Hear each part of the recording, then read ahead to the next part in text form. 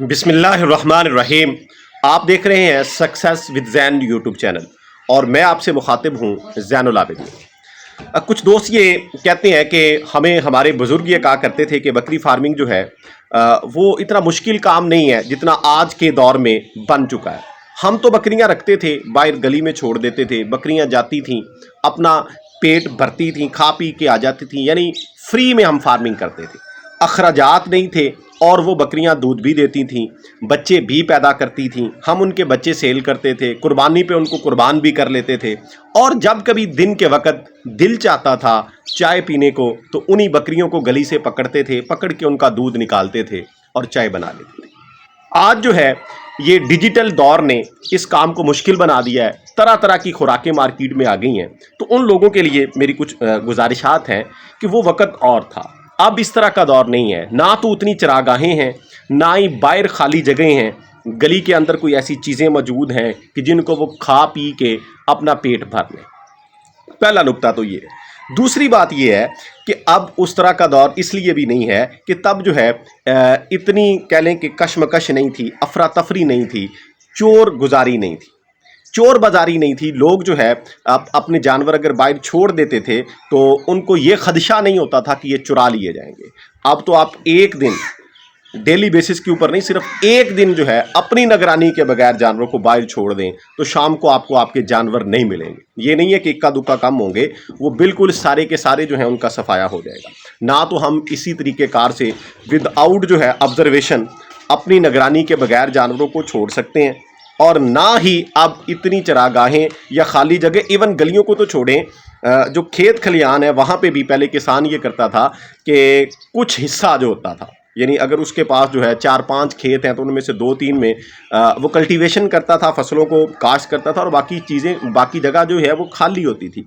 वहाँ पे घास फूस होता था, उनको चरवाहे हजरात जो हैं अपने माल मवेशी वहाँ पे लेके जाते थे, उनको चरा लेते थे। और इवन ऐसा भी होता था कि रातें भी वहीं पे गुजार लेते थे, जानवर भी वहाँ पे उनके रुकते थे, छोटे जानवर भी, बड़े जानवर भी।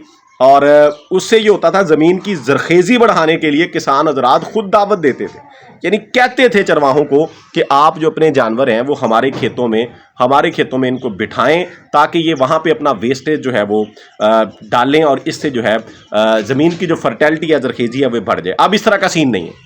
अब क्या है जी, अब हमें हर सूरत जो है इनकी खुराक के ऊपर, इनकी ऑब्जर्वेशन के ऊपर, इनकी केयर के ऊपर अखराजात करने पड़ेंगे, उसके बगैर ये फार्मिंग अब पॉसिबल नहीं है। और याद रखिएगा, जो लोग वक़्त के साथ साथ अपने आप को डेवलप करते हैं, चेंज करते हैं, वो बंदे ही किसी काम में सक्सेसफुल होते हैं। अगर हम आप भी यही कहते रहें कि इनकी खुराक के ऊपर हमने अखराजात नहीं करने हैं, ख़र्चा नहीं करना है, फ्री में इनको पालना है, तो अब ये पॉसिबल नहीं है। फिर हम खसारे में जाएंगे। फिर यही होगा, 2-4 महीने के बाद हम ये कहेंगे कि इस काम के अंदर कोई फ़ायदा नहीं है, क्योंकि ज़ाहिर बात है कि हम जिस पोजीशन में जानवरों को लेके आएंगे फ्री में, वो या कम अखराजात में, वो उस पोजीशन में नहीं रहेंगे, वो डाउन होंगे, उनकी सेहत कमज़ोर होगी। जब वो कमज़ोर होंगे तो हम उनको सेल करेंगे तो हमें वो प्राइस भी उनकी नहीं मिलेगी जिस प्राइस में हमने उनको परचेज़ किया था। नुकसान की बड़ी वजह ये भी है। तो अगर ये काम करना है, यानी बकरी फार्मिंग या बड़े जानवरों की फार्मिंग में भी आपने आना है, तो ये ज़हन बना लें कि इनकी खुराक के ऊपर, इनकी रेजिडेंस के ऊपर, इनकी केयर के ऊपर, इनकी मेडिकेशन के ऊपर हमें अखराजात करने पड़ने हैं, और लाजमी तौर पे करने पड़ने। इवन इतने हो जाते हैं कि जितने आपने इनके ऊपर इनकी कह लें कि परचेजिंग के ऊपर अखराजात किए हैं, उससे हाफ आपके पास कम से कम होना चाहिए। फिर जाके जो है सर्वाइवल होता है ये फार्मिंग जो है इस तरीक़ेकार की। हाँ, अगला स्टेप जो है कि इससे प्रॉफिट होगा, फ़ायदा होगा या नहीं होगा, फ़ायदा ज़रूर होता है। अल्लाह की ज़ात कहती है कि इंसान जो है जिस काम की कोशिश करता है मैं उसको वो अता करता हूँ, यानी स्ट्रगल करता है, मेहनत करता है। अगर आप जो है फार्मिंग के अंदर टाइम देते हैं, अपनी मनी, अपना पैसा जो है वो खर्च करते हैं, तो उसके एंड के ऊपर, एट द एंड आउटपुट के तौर के ऊपर आपको प्रॉफिट ज़रूर मिलता है। देर हो सकती है, अंधेर नहीं है। स्ट्रगल करनी है, हाँ, खुराक पे पैसा बचाना नहीं है। ये ना हो कि जानवर भूखा रह जाए। ख़ास तौर पे बकरी की मैं ये बात करूंगा कि अगर ये एक दिन भूखी रह जाए तो आपकी 2-4 महीने की स्ट्रगल ज़ाया हो जाती है। यानी आपने 2-4 महीने उसको पेट भर के चारा दिया, और एक दिन ऐसा आ गया कि आपने जो है उसकी प्रॉपर केयर नहीं की। बेशक वो मौसम सर्द की वजह से आपने नहीं की, बारिश की वजह से नहीं की, यानी कोई भी ऐसी सिचुएशन बन गई कि आपने कहा कि खैर है, आज का दिन गुजारा हो जाएगा तो आप 2-4 माह पीछे चले जाएंगे। आपका जानवर जो है वो स्ट्रेस में चला जाएगा, उसको जो है बहाल करते हुए भी आपको चंद दिन लग जाएंगे, पहली पोजीशन पे लाते हुए भी चंद दिन लग जाएंगे। इसलिए ये तो एक ऐसा काम है कि इसके ऊपर आपको प्रॉपर 24 आवर्स इनको ऑब्जर्व करना पड़ता है। और अगर कोई इस तरह की सिचुएशन बनती है कि कोई जानवर आपका सुस्त होता है, डाउन होता है, तो फौरी तौर पे उसकी मेडिकेशन करनी पड़ती है, उसकी एहतियात करनी पड़ती है, फिर जाके जो है आप इससे अच्छा आउटपुट, अच्छा प्रॉफिट ले सकते हैं। तो फीड के हवाले से ड्राई फूडर अवेलेबल है। ये नहीं है कि अगर आपके पास अपनी ज़मीन नहीं है तो आप ये काम नहीं कर सकते, आप कर सकते हैं। मार्केट के अंदर ड्राई फूडर के तौर के ऊपर जो है लूसन भी मौजूद है और मुख्तलिफ भूसा जार, तूड़ियाँ जिनको हम कहते हैं, वेस्टेज जो है फसलों का, वो भी अवेलेबल है और उनको बकरियां बड़े शौक से खाती हैं और बड़े बड़े फार्म उसके ऊपर सक्सेसफुल हैं।